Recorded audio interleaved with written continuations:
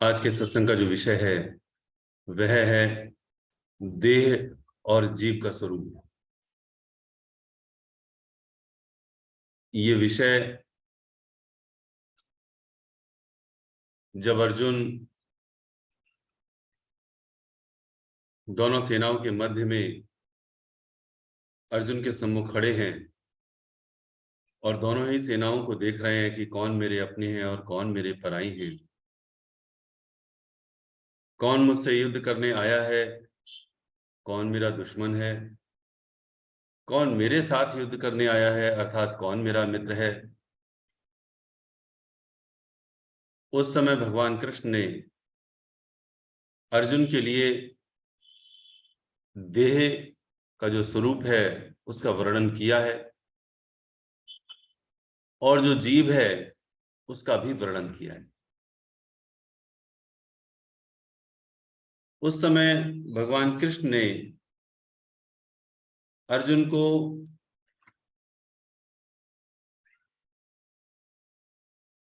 दूसरे अध्याय के 13वें श्लोक में सबसे पहले दास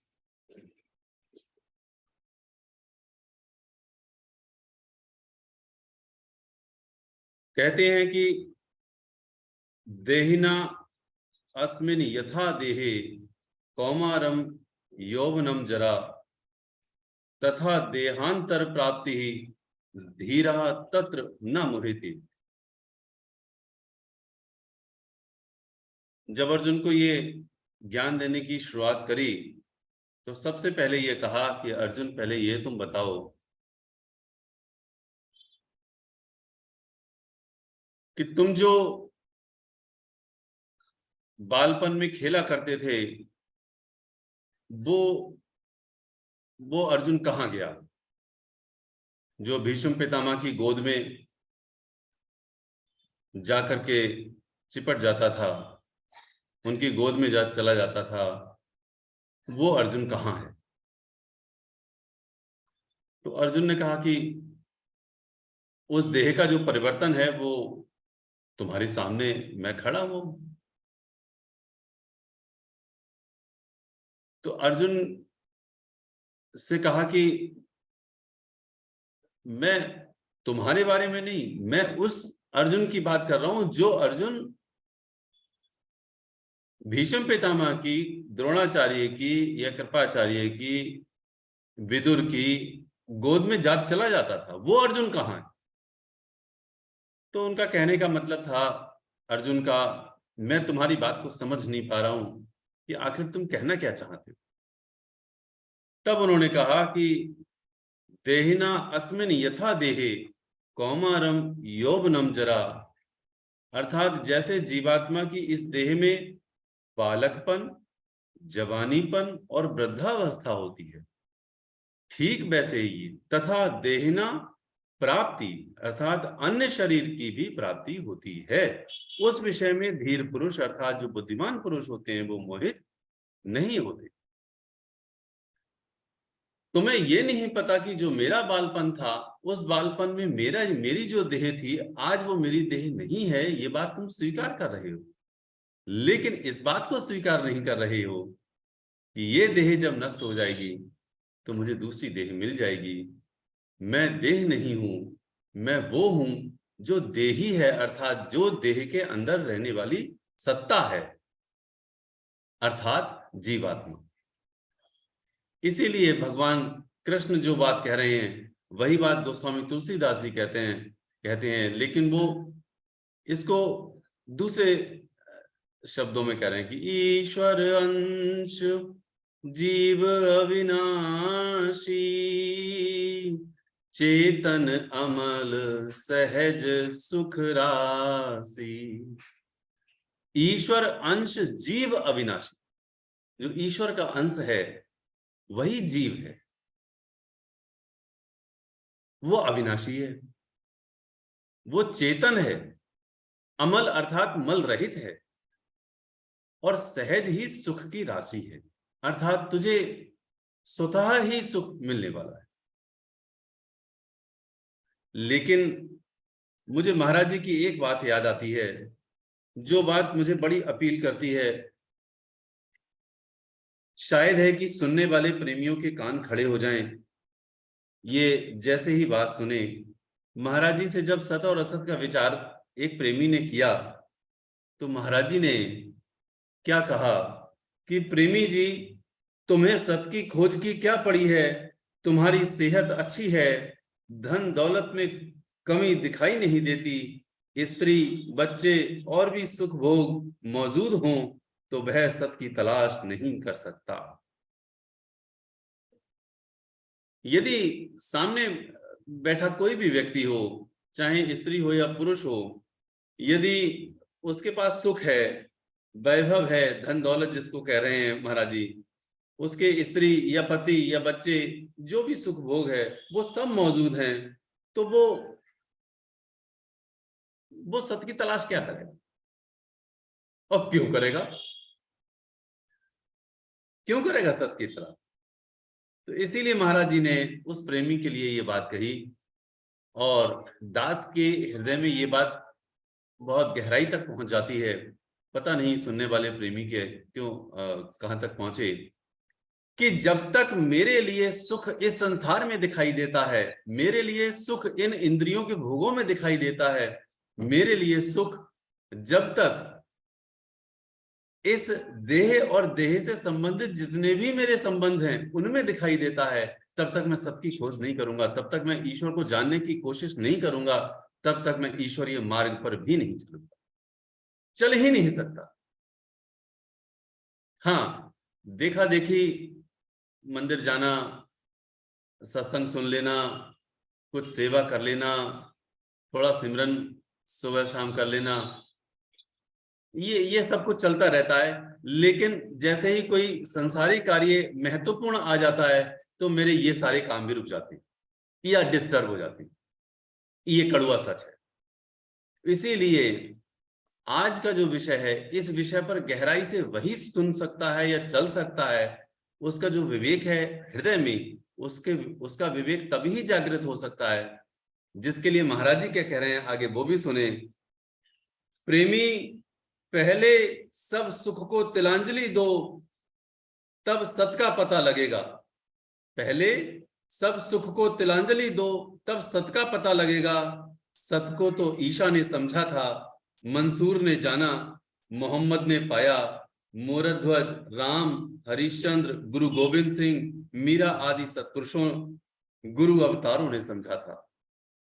जिनके नाम सदगुरुदेव जी ने लिए, ये उन्होंने समझा। उनकी कठिन तपस्याओं को, उनकी जो परीक्षाएं हुई हैं उनके ही जीवन में, वो सबको पता है।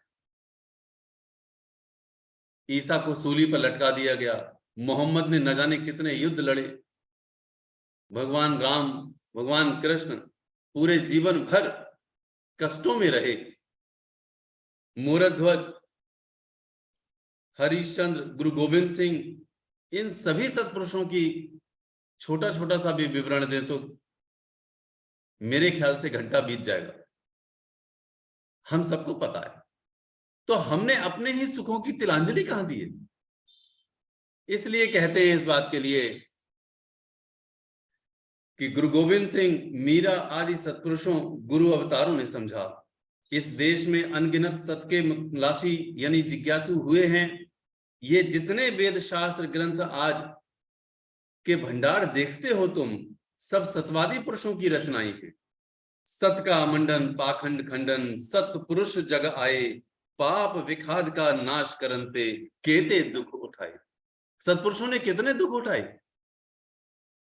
लेकिन इस बात को समझाने के लिए कि भैया तुम वो नहीं हो जो तुम अपने आप को समझ रहे हो। मान लीजिए मेरा नाम मनोज है, तो वो कह रहे हैं, समझा रहे हैं कि तुम मनोज नहीं हो, तुम वो हो जो मनोज के अंदर जीने वाला जो जीव है, तुम वो, यानी जीवन जीव में है, और वो जीव इस मनोज में जब तक है तब तक ये मनोज जिंदा है, और जैसे ये जीव इस मनोज से अर्थात इस देह से बाहर जाएगा, वैसे ही ये बॉडी डेड बॉडी में बदल जाएगी। ये बात समझाने के लिए सत्पुरुषों ने कितने दुख उठाए। सत का मंडन पाखंड खंडन, सत्य पुरुष जग आए, पाप विखाद का नाश करनते, केते दुख उठाए। लेकिन हमें उनकी दुखों की कोई परवाह नहीं। हम उनके दुखों को सुनते हैं, सुनाते हैं, लेकिन फिर से हमारा वही हाल है कि पंचों का फैसला सर मथे और परनाला उत्थे दा उत्थे। बातें सब ठीक हैं, लेकिन मुझे अपने ऑफिस जाना है, मुझे अपने बिजनेस में जाना है, मुझे अपनी घर गृहस्थी में काम है। तुम्हारे लिए क्या है, तुम तो खाली हो, तुम तो ठलुआ हो, बेकार। इसीलिए जो ईश्वरीय मार्ग पर चले, जैसे महाराज जी के लिए मंगतू सौदाई करके कहा जाता था, पत्थर घिस दिए हैं ऐसा टाइटल मिलता था महाराज जी को। तो जो प्रभु के प्यारे हुए, उनके लिए तो संसार की उलाहना सहनी ही पड़ी, न जाने कौन कौन से पहाड़ी। आगे कहते हैं, सत्य की खोज करने वालों के संबंध में जितना कुछ सुना जाता है, सुना जावे उतना ही थोड़ा है। इसलिए प्रेमी उद्यम का धारण करो, सत्य को सिमरो तो सत्य को पा सकोगे। संसारी सुखों की प्राप्ति के लिए जीव चिरकाल से यत्न करते आ रहे हैं, किसी को आज तक न तसल्ली हुई है और न कभी होगी। हाय हाय करके खत्म हो गए, उनके नामों निशान मिट गए। जिन्होंने सच्चाई का रास्ता धारण किया वह खुद अमर हो गए और आने वालों को रास्ता बना गए। जो इस संसार में पाने का यत्न कर रहे हैं या पाने की कोशिश कर रहे हैं, वो हाय हाय उन्होंने जीवन भर किया और हाय हाय करके ही चले गए। लेकिन जिन्होंने प्रभु का रास्ता अपनाया, वो स्वयं भी चैन को पा गए, स्वयं भी अमर हो गए और दूसरों के लिए भी राह दिखला गए। इसीलिए गुरुदेव कहते हैं कि तुम्हें सत्य की खोज की क्या पड़ी है। तो जो सत्य की खोज है, उसका जो पहला बिंदु है, उसी बिंदु को कहते हैं कि तू पहले समझ कि देह क्या है और देह के अंदर रहने वाला वो जीव है, वो क्या है। तो सबसे पहले गोस्वामी तुलसीदास जी महाराज की देह के ऊपर बात है कि क्षितिजल पावक गगन समीरा, पंच तत्व ये बना शरीरा। क्षितिजल पावक गगन समीरा, ये जो 5 तत्व हैं, पृथ्वी, जल, वायु, अग्नि और आकाश। पृथ्वी, जल, वायु, अग्नि और आकाश, ये जो 5 तत्व हैं, इन्हीं 5 तत्वों से ये देह बनी। इसको देह करके कहते हैं। और यही बात महाराज जी ने कही, धरती गई नीर में, नीर को पावक खाए, पवन गिरा सो पावक, आकाश में पवन समाये। ये 5 सीक्वेंस, जो 5 क्रम हैं, महाराज जी ने इन्हीं को बतलाया। तो इसीलिए जब तू अपनी ही देह को अपना स्वरूप बना लेता है, अर्थात जीव को अपना स्वरूप ना मान करके देह को अपना स्वरूप मान लेता है, तब वह 5 तत्व के 5 विकार तेरे अपने हो जाते हैं। अब सुने कि ये जो 5 तत्व हैं, उनके अपने अपने कौन से विकार हैं। महाराज जी ने ग्रंथ श्री समता विलास में भूमि का विकार मोह बतलाया, नीर अर्थात जल का विकार काम बतलाया, पावक यानी अग्नि, उसका विकार क्रोध बतलाया, पवन यानी वायु, उसका विकार लोभ बतलाया, लोभ, और आकाश, उसका विकार अहंकार बतलाया।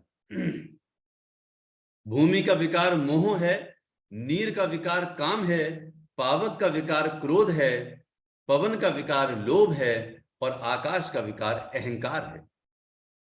और जो मोह है, इसके भी 5 जो इसके उत्पन्न पंच तत्व हैं, वो भी हैं। तो जैसे मोह का विकार है बात, अंतड़ी, हड्डी, मज्जा और चाम, ऐसे ही काम का विकार है वीर्य, पसीना, पेशाब, लहू और थूक। तो इस प्रकार से ये 25 हैं। ये सारे के सारे 25 तेरे सारे अवगुण बन जाते हैं, ये तुझे एहसास होना चाहिए। और ग्रंथि समता विलास में इसका पूरा वर्णन आता है। दास एक बार जरूर इसको पढ़ दे, जिससे कि हमें समझ में आए कि मेरी जो काम वासना है उसमें 5 विकार हैं: वीर्य, पसीना, पेशाब, लहू और थूक। क्रोध, क्रोध में 5 हैं: कांति, आलस्य, निद्रा, प्यास और भूख। लोभ के भी 5 हैं, जिसको कहते हैं सिकुड़ना, बढ़ना, अकड़ना, दौड़ना और धारणा। ऐसे ही अहंकार के भी हैं 5: कीर्ति, लज्जा, भय, मोह और शोक।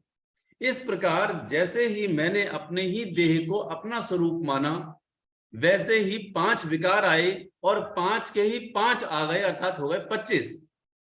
ये सारे के सारे विकार मेरे ऊपर लगे और मैं इसमें ग्रसित होकर के रह गया। मैं पच पच करके नहीं, इसीलिए महाराज जी कहते हैं हाय हाय करके वो जीवन व्यतीत करता है और एक दिन यहां से विदा हो जाता है। इसलिए जो सबसे पहले भगवान कृष्ण ने गीता में अर्जुन के लिए बतलाया, कहते हैं देहिना अस्मिन यथा देहे कौमारम यौवनम जरा तथा देहांतर प्राप्ति धीर तत्र न मुहेतर। अर्जुन, जीवात्मा की इस देह में बालकपन, जवानी और वृद्धावस्था होती है। ये देह है, देह की बालकपन भी होगा, देह की युवावस्था भी होगी, देह की वृद्धावस्था भी होगी। ठीक वैसे ही शरीर की प्राप्ति भी होती है और उसका विछोह भी होता है। उसमें धीर बुद्धि अर्थात जो बुद्धिमान मनुष्य है, धीर बुद्धि मनुष्य है, वह मोहित नहीं होता। ठीक वैसे ही कैसे मोहित नहीं होता, उसके लिए भी भगवान कृष्ण ने कहा, वासांसि जीर्णानि यथा विहाय नवानि गृह्णाति नरोपराणि तथा शरीराणि विहाय जीर्णानि न्यानि संयाति नवानि देखी। अर्जुन, जैसे मनुष्य पुराने वस्त्रों को त्याग कर दूसरे नए वस्त्रों को ग्रहण करता है, वैसे ये जीवात्मा पुराने शरीरों को त्याग कर दूसरे नए शरीरों को प्राप्त करती। तो सारे शास्त्र तो इसी बात को कह रहे हैं कि जिस प्रकार से तेरा बालपन चला गया, वो मर गया, ये तू अभी युवा है अर्जुन, एक दिन तू भी मृत्यु को प्राप्त, अर्थात ये युवापन भी मृत्यु को प्राप्त हो जाएगी और फिर अंत में जरा अर्थात कहते हैं वृद्धावस्था आएगी, एक दिन वह भी मृत्यु को प्राप्त हो जाएगी। तू मृत्यु को पल पल देख रहा है, लेकिन उस मृत्यु से तू डर रहा है। जब ये देह पुरानी हो जाती है, तब यही जीवात्मा इस पुराने शरीर को त्याग करके नए शरीर को धारण कर लेती है। लेकिन मैं इस शरीर से चिपका हुआ हूं, और जब शरीर से चिपका हूं तो शरीर के जितने भी संबंध हैं मेरे, मैं उससे चिपका हुआ हूं। ये मेरी नाती है, ये मेरा पोता है, ये मेरी बेटी है, ये मेरा बेटा है, ये मेरी बीवी है, ये मेरा पति है, माता है, पिता है। तू धर्म का आचरण कर, इसलिए इसमें मोहित ना हो, युद्ध कर, धर्म युद्ध कर। इसलिए भगवान कृष्ण जीव और देह के स्वरूप का वर्णन बहुत ही बारीकी से हम सभी को समझाने की कोशिश कर रहे हैं। भगवान कृष्ण ने भी वही बात कही, महाराज जी भी वही बात कह रहे हैं। यहां पर एक संशय उत्पन्न होता है, सो सुने कि वो संशय हो सकता है कि मेरे ही बुद्धि में आ रहा है, क्योंकि वो संशय जरूर हम सबके लिए हो सकता है किसी और की भी बुद्धि में आए। वो कहते हैं कि ये जो जीवात्मा है और जो आत्मा है, उसमें अंतर क्या है। उधर कहा ईश्वर अंश जीव अविनाशी चेतन अमल सहज सुख राशि, इधर आप समझा रहे हैं वो जीव है। तो ये जीव कौन है, ये जीवात्मा कौन है, या आत्मा कौन है। तो ये जीवात्मा, जीव को जीवात्मा भी कहते हैं, और वो आत्मा, इन दोनों में क्या भेद है भाई। आप आत्मा को तो कहते हो कि वो ईश्वर का अंश है, जीवात्मा को भी कह रहे हो ईश्वर का अंश है, तो ये इन दोनों में बड़ा घालमेल हो जाता है। सुने जरा ध्यान से महाराज जी क्या फरमाते हैं, बड़ा स्पष्ट बात। प्रेमी, जो बुद्धि अहंकार में गिरफ्तार है, उसको सत्पुरुषों ने जीवात्मा करके कहा, और आत्मा के बारे में जो भगवान कृष्ण गीता में दूसरे अध्याय में कह रहे हैं, जिसको ना कभी मारा जा सकता है, न पानी गला सकता है, न वायु सुखा सकती है, वह आत्मा है, वह ही परमात्मा का अंश है। महाराज जी ने इस बात को बड़ा साफ किया कि जो अहंकार में ग्रसित है वह जीवात्मा है, और आत्मा वो है जो ईश्वर का अंश है, और वो ऐसी है, उसको वो निर्लेप है। लेकिन मैं अहंकार में हूं, इसलिए मुझे जीवात्मा करके कहा जाता है, और वो उसी की ही इंस्टांस अर्थात उसी का एक अंग बन जाता है। ऐसे ऐसे करके समझ सकते। तो इसीलिए भगवान कृष्ण कहते हैं कि जो ना वायु सुखा सकती है, ना आत्मा को शस्त्र काट सकता है, ना अग्नि जला सकती है, ना जल गीला कर सकता है, ये मन और इंद्रियों की पहुंच से परे अर्थात ऊपर है, सदा अजन्मा है, नित्य है, सर्वव्यापी है। आत्मा अव्यक्त है और विकार रहित है। जैसे एक सूर्य सारी पृथ्वी को प्रकाशित करता है वह आत्मा, वैसे ही वही आत्मा संपूर्ण शरीर को प्रकाशित करती है। तो उदाहरण के माध्यम से हम समझ सकते हैं कि जैसे ही सूर्य प्रकाशित होता है, पूरी पृथ्वी पर प्रकाश ही प्रकाश होता है। तो वो प्रकाश एक सूर्य से है। तो ठीक उसी तरीके से इस देह में जो आत्मा है, उसी का प्रकाश इस पूरे के पूरे शरीर में होता है, ऊपर से लेकर के नीचे तक। जो भी हमारे बाल हैं, एक बाल जो कि डेड है, उसमें जान नहीं है, लेकिन बाल को अगर खींचे तो दर्द होता है। कहीं हमें हमें कोई सुई चुभोए तो हमें दर्द होता है। इसका सीधा सा मतलब है, ऊपर से लेकर के नीचे तक जान मेरे अंदर है। इसलिए कहते हैं रोम रोम में रमत स्वामी, राम नाम भज अंतर्यामी। जो रोम रोम में रमा हुआ है राम, तू उसको तू वो जो रमा हुआ राम है, तू उसको भज, वो अंतर्यामी है, वही आत्मा है जिस करके जान है। तो वो जो आत्मा और जीवात्मा है, इसके बारे में किसी को कोई डाउट नहीं होना चाहिए, कोई संशय नहीं है इसमें कि जीवात्मा वो है जो अहंकार को लेकर के है, जो कर्तापन को लेकर के है, और आत्मा इससे ऊपर है, अर्थात वो निर्लेप है, ना वायु उसको सुखा सकती है। वो आत्मा, वो ईश्वर, वो परमात्मा का ही अंश है। तो इसलिए ये जो जीवात्मा है और जो देह है वो बिल्कुल अलग अलग है। एक श्लोक हम फिर सुने। अर्जुन को यह भी समझ में नहीं आया कि फिर तुम मुझसे क्यों इस बात के लिए बार बार जोर दे रहे हो। तो भगवान कृष्ण 28वें श्लोक में कहते हैं, अव्यक्ता दीनी भूतानी व्यक्ता व्यक्त मध्यानि भारतः अव्यक्त निधिनानि एव तत्र का परिदेवना। हे अर्जुन, संपूर्ण प्राणी जन्म से पहले अप्रकट थे और मरने के बाद भी अप्रकट हो जाने वाले हैं, केवल बीच में ही प्रकट हैं, फिर ऐसी स्थिति में क्या शोक करना।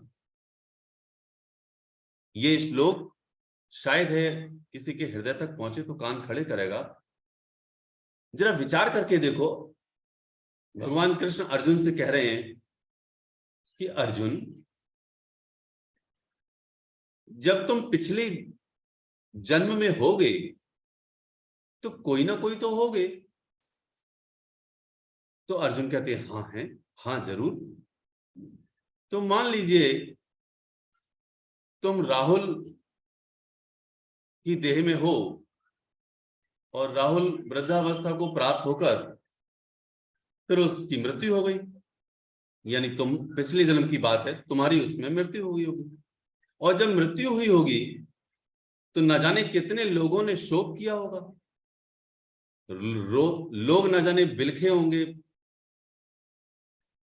सारा क्रियाकर्म हुआ होगा, कर्मकांड हुआ होगा। बोले हाँ केशव, ये बात सही है। तो भगवान कृष्ण कहते हैं क्या तुम उन्हें जानते हो? क्या तुम्हें उनकी कोई फिक्र है? क्या तुम उनके बारे में कोई चिंता करते हो? अब अर्जुन चक्कर में पड़ गया। अर्जुन ने कहा, केशव, यह आप क्या पूछ रहे हो? मुझे तो यह भी नहीं पता कि किस किस ने मेरे मृत्यु पर विलाप किया होगा। कौन मेरी पत्नी होगी, कौन मेरा पुत्र होगा, ये तक मुझे नहीं पता। यहां तक कि मुझे यह भी नहीं पता कि मैं कौन होऊंगा पिछले जन्म में। तो भगवान कृष्ण कह रहे हैं, अव्यक्तादीनि भूतानि व्यक्त मध्यानि भारत। अर्जुन, मृत्यु से पूर्व, यानी जो इस समय तुम हो, इससे पहले जो तुम थे ना, तुमको उसका पता है। ठीक वैसे ही जब तुम इस देह को प्राप्त हो, इसके पश्चात तुम क्या होगे, तुम्हें यह भी नहीं पता। केवल इन दोनों के बीच में तुम प्रकट हो, तो इसका शोक क्या करना। आज मैं मनोज हूं, आज मेरी सारी सत्ता है मनोज करके है। मनोज करके मकान है, मनोज करके दुकान है, मनोज करके सर्विस है, बिजनेस है, पुत्र है, पत्नी है, ये सब मनोज करके। जिस दिन मनोज खत्म हुआ, उस दिन सब कुछ खत्म। लेकिन तू फिर भी रह जाएगा। वासांस जीर्णानि यथा विहाय, लेकिन तू फिर भी रह जाएगा। इस बात के लिए भगवान कृष्ण कहते हैं कि जिस प्रकार पुराने वस्त्रों को त्याग करके तुम नए वस्त्रों को पहन लेते हो, ठीक उसी प्रकार तुम मनोज को त्याग करके, अर्थात अपनी देह को त्याग करके, तुम दूसरी देह को प्राप्त कर लोगे। तो जब कर लोगे, तो वर्तमान में तुम्हें शोक किस बात का होना चाहिए? ये जो विषय है देह का और जीव का, ये हमें बड़े गहराई से समझ में आना चाहिए। यदि आध्यात्म विद्या की कड़ी में किसी को इन दोनों भेदों का पता ना चला, तो कभी भी वो ईश्वरीय मार्ग पर नहीं चल सकता। क्योंकि देह करके वो सब कुछ करेगा, और देह करके करता है तो कर्तापन खड़ा है, और कर्तापन करके भोगता भी खड़ा हुआ है, अर्थात भोगने के लिए भी तैयार है। इसीलिए अर्जुन से कह रहे हैं, अर्जुन, तुम अपने कर्तव्य का पालन करो, तुम अपने धर्म का पालन करो। यदि तुम कर्ता बन करके तुम इस युद्ध को करोगे, तो सैकड़ों जन्म नहीं, हजारों जन्म नहीं, करोड़ों जन्म लेकर के भी तुम इस कर्तव्य भाव से छूट नहीं पाओगे। क्योंकि असंख्य सेनाएं मारी जाएंगी, और जो सेनाएं मारी जाएंगी तुम्हारे तीर से या तुम्हारी गदा से या तुम्हारी तलवार से, उनका फल तुम्हें भोगना पड़ेगा।